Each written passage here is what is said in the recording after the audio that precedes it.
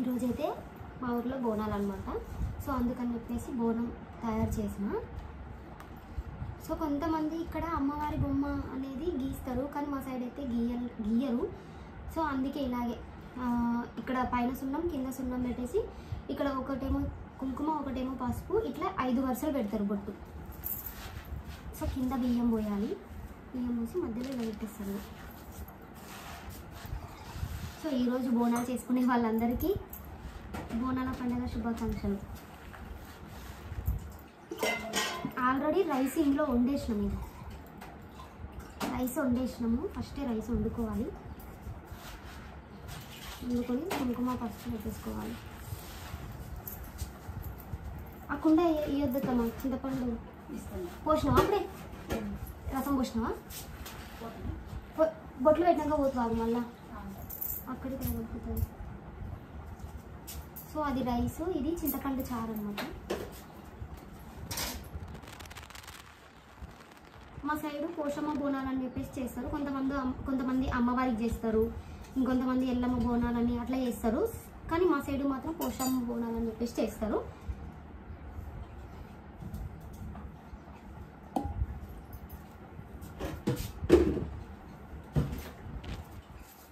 First oil పెట్టుకుంటే బాగుంటుంది, ఎందుకంటే బొట్లు ఊడిపోకుండా ఆయిల్ పెడితే కొంచెం గట్టిగా అతుక్కుంటాయి అనిపించి ఆయిల్ పెట్టాలి. సో ఇలా రౌండ్గా మొత్తం ఆయిల్ పెట్టేస్తాను.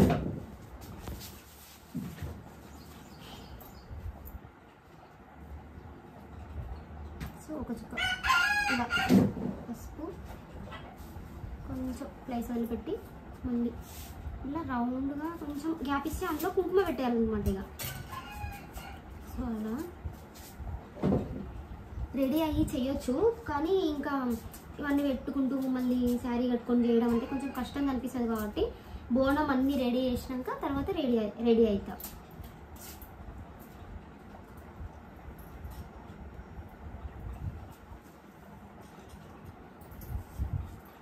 ఒక్కొక్క సైడు ఒక్కొక్కలాగా, కొంతమంది అమ్మవారి బొమ్మ డ్రా చేస్తారు, ఇంకొంతమంది అమ్మవారిది విగ్రహం తెచ్చేసి పెడతారనమాట ఇక్కడ పైన బోనం పైన.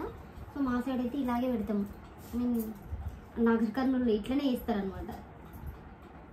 సో ఇలా కుంకుమ వీటి మధ్య ఇలా మధ్యలో కుంకుమ,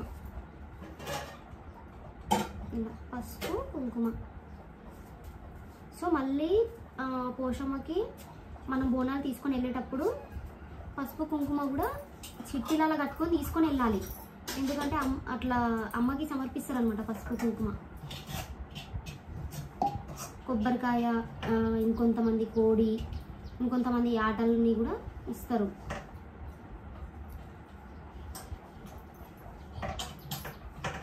సో ఇలా ఇంకొక వరుస పెట్టాలి.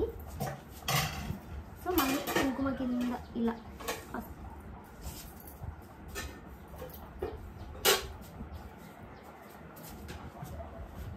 ఇలా. సో మా అత్త వాళ్ళ ఊర్లో ఇది ఫస్ట్ బోనం సెలబ్రేట్ చేసుకోవడము. కొంతమంది ఏమన్నారంటే మామూలుగా మ్యారేజ్ అయ్యి 1 ఇయర్ కూడా అవ్వలేదు కదా, ఆ బోనాల పండుగ చేయకూడదు అని అన్నారు. కానీ ఇంకొంతమంది ఏమన్నారు, కొత్తగా మ్యారేజ్ అయింది కాబట్టి బోనం ఎత్తుతేనే బాగుంటుంది, ఏం కాదు చేయండి అని చెప్పేసి అన్నారు. సో ఇంకా స్టార్ట్ చేసేసినాం బోనం. ఇంతకుముందు కూడా అమ్మ వాళ్ళ ఊర్లో నేనే చేసిన, ఎందుకంటే మమ్మీ షాప్ దగ్గర ఉంటుంది కదా, సో బిజీగా ఉంటుంది వర్క్లో, అందుకని చెప్పేసి నేనే చేసిన. ఇది నేను నా చేతికుంటా చేయడం ఇది సెకండ్ టైం. పోయినసారి నిజం చెప్పాలంటే బోనం అంటే చూడడం వేరు, చేయడం వేరు కదా.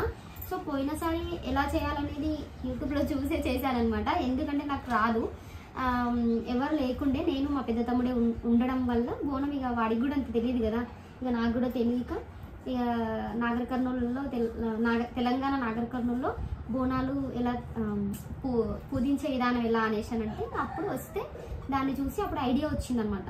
అప్పుడు వీడియో చూసుకుంటూ బోనం తయారు చేసేసిన. సో ఇలా పెట్టేస్తారు. పూలు కూడా ఇక్కడ మొత్తం ఇక్కడ మెడ ఉంది కదా, సో ఇక్కడ కట్టేసుకోవాలి. నేను ఆల్రెడీ పువ్వులు కూడా పెట్టినా. సో దీనికి ఇంకా కొంచెం చింతపండు సారీలో పిసికేది ఉంది. సో ఇందులో రసం, చింతపండు రసం వేయాలి. మా సరే పచ్చి పులుసు, చింతపులుసు అని అంటాము, ఇక్కడనేమో రైస్.